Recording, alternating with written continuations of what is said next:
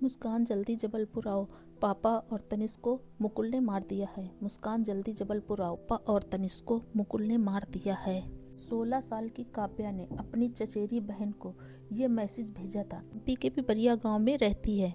मुस्कान ने यह मैसेज 5 घंटे बाद सुना था और कोई भी हो इंसान हो ये मैसेज सुनकर घबरा जाएगा।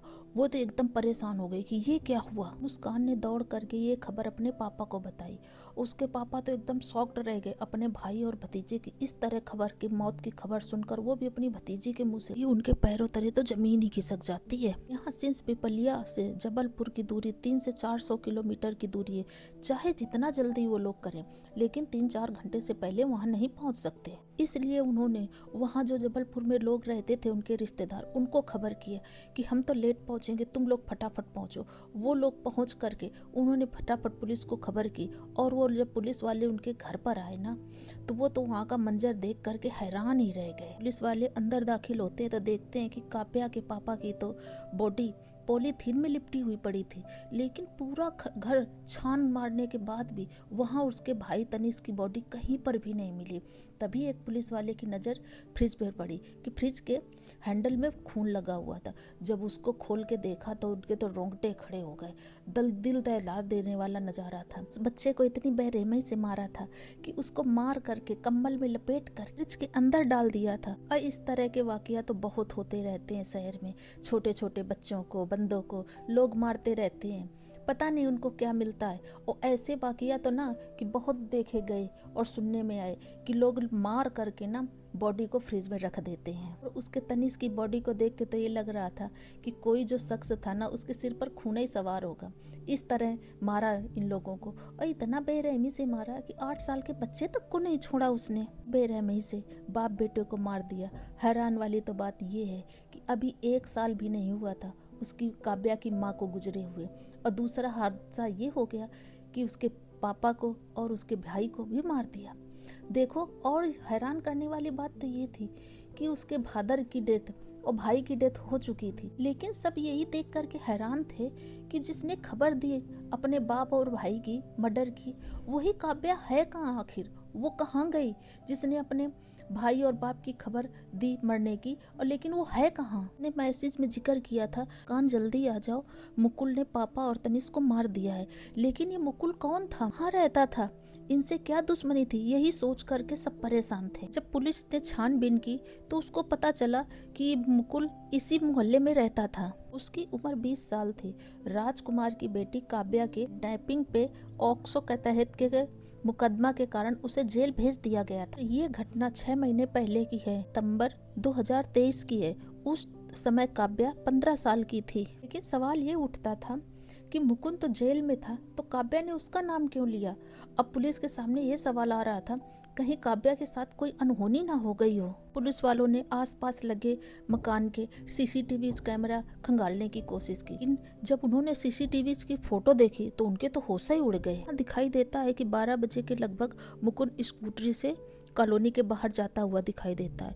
और हैरत वाली बात तो ये होती है कि उसके बाद थोड़ी देर बाद ही काव्या भी उसके पीछे जाती हुई दिखाई देती है। ये सब देख करके पुलिस वाले हैरान थे कि मुकुल आखिर जेल में था तो बाहर कैसे आया, और बाहर आया तो काव्या इसके पीछे क्यों गई, क्योंकि काव्या की किडनैपिंग और रेप का केस तो अभी इसके पीछे इसके ऊपर दर्ज था।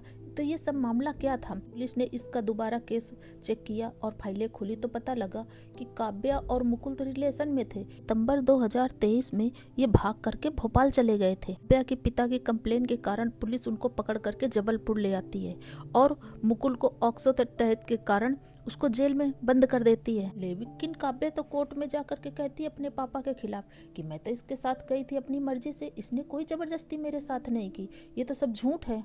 इस करके उसको कोर्ट छोड़ देती है। सारा मामला क्लियर था कि काव्या और मुकुल मिले हुए हैं। उसमें देखते हैं प्लेटफार्म 1 में कि काव्या और मुकुल दोनों साथ जा रहे हैं। फिर 10-15 मिनट बाद देखते हैं कि 3 नंबर प्लेटफार्म से काव्या और मुकुल आ रहे हैं। ये पुलिस को गुमराह करने की ये कोशिश कर रहे थे, जानबूझ करके सब ये कर रहे हैं। ये उम्र में तो बहुत छोटे थे लेकिन दिमाग इनका बहुत शातिर था, ये समझ गए थे पुलिस वाले। फिर ये दोनों बस स्टैंड की तरफ जाते दिखाई देते हैं। फिर बस स्टैंड में कटनी की बस में बैठते हैं। और पता है 90 किलोमीटर के सफ़र में ये कम से कम 8-9 बसें चेंज कर लेते हैं। ये करते जाते हैं कि पुलिस वाले इनको पकड़ ना सकें। जब पुलिस इनको पकड़ने के लिए पहुंचती है, जब इनको ट्रेस करके पता लगता है कि ये कहाँ पर है, जब तक पुलिस वहाँ पहुंचती तब तक ये वहाँ से भाग जाते हैं। ऐसा करते करते पुलिस परेशान हो गई थी इनको ढूंढते ढूंढते, लेकिन ढूंढ नहीं पा रही थी। और पुलिस जब इनका मोबाइल ट्रेस करती वो भी नहीं ट्रेस कर पाती। वाईफाई का यूज कर रहे थे।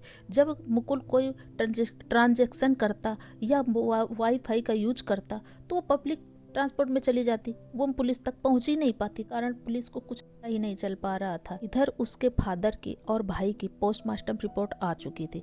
उसमें जब पता चला कि उसके फादर के सिर पर 10 बार वार किया गया किसी भारी चीज से, जिसके उसके सिर के सारा चकनाचूर, हड्डियां, सारा सर्कल चूर चूर हो गया था। और उसके भाई के 6 बार वार किया गया। लेकिन हैरान करने वाली बात ये थी, जब उसके भाई को मारा गया और कंबल में लपेटा तब वो जिंदा था, वो तुरंत नहीं मरा था। मौत तो काफी देर बाद होती है, फ्रिज में रखने के बाद।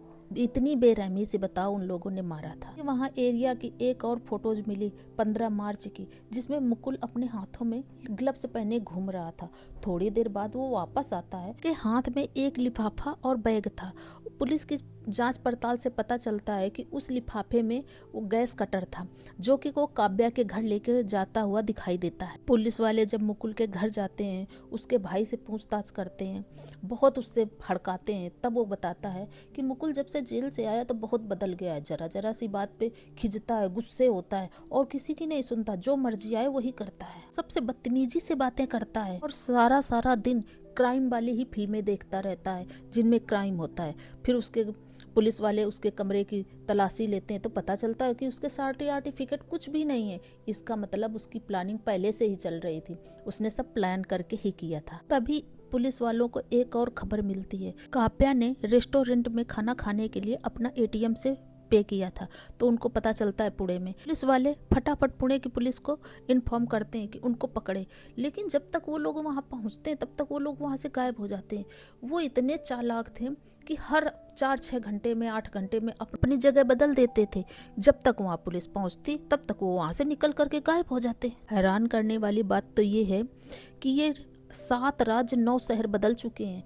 और ये पता है, ये बस से नहीं कहीं जाते, कहीं ऑटो बुक करते हैं, कहीं बस से जाते हैं, कहीं ट्रेन से, कहीं प्लेन से। इस तरह ये सारी जगह घूमते फिर रहे हैं। इनकी कटनी, जबलपुर, विशाखापट्टनम, पुणे, गोवा, मुंबई, जबलपुर, ये बदलते घूम रहे हैं। लास्ट लोकेशन इनकी पता चलती है कर्नाटक के गुलबर्गा शहर में। इनको ढूंढने के लिए 8 पुलिस की टीमें इनके पीछे और 35 से ज्यादा पुलिस कर्मी टीम और लोकल पुलिस इनके पीछे पड़ी हुई है ढूंढने के लिए, फिर भी इनको नहीं पकड़ पा रही है। आज 18 अप्रैल 2024 वीडियो रिकॉर्डिंग होने तक अभी तक ये पकड़े नहीं गए हैं। इसके सवाल तो काव्या, मुकुल भी दे सकते हैं, लेकिन एक सोचने वाली बात है कि काव्या और मुकुल जो मिले हुए थे तो ये सब इनको, काव्या तो अंदर सीधे गेट से ले आ सकती थी मुकुल को, लेकिन मुकुल ने पीछे का दरवाजा काट करके क्यों अंदर एंट्री की। और दूसरा सवाल सबसे इम्पोर्टेंट, रिपोर्ट के हिसाब तो मर्डर का टाइम अगली मॉर्निंग ही खाया गया है। काव्या ने ये मैसेज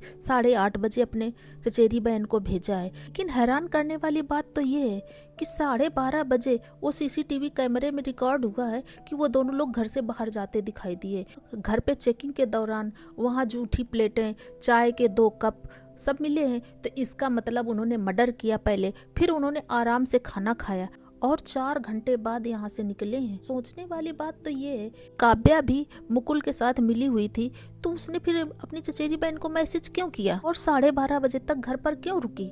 क्या उसने मुकुल से चोरी छिपे मैसेज किया था? या काव्या मुकुल के प्रेशर में है, या ये भी उनके एक प्लान का हिस्सा है? आजकल के दुनिया में इतने क्राइम हो रहे हैं, किस पर भरोसा करे, किस पर ना करे। अब इसी जगह देखो, रिश्तों को आजकल कोई नहीं मायने देता।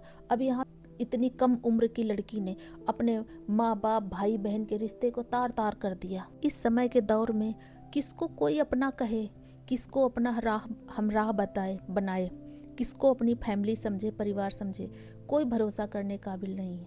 आजकल तो देखो, बलात्कार, किडनैपिंग केस, छोटे बच्चों को आजकल ना भाई बहन का है कोई, ना कोई किसी का, सब रिश्तों को तार तार कर देते हैं। ये सुन करके, सोच करके बहुत दुख होता है।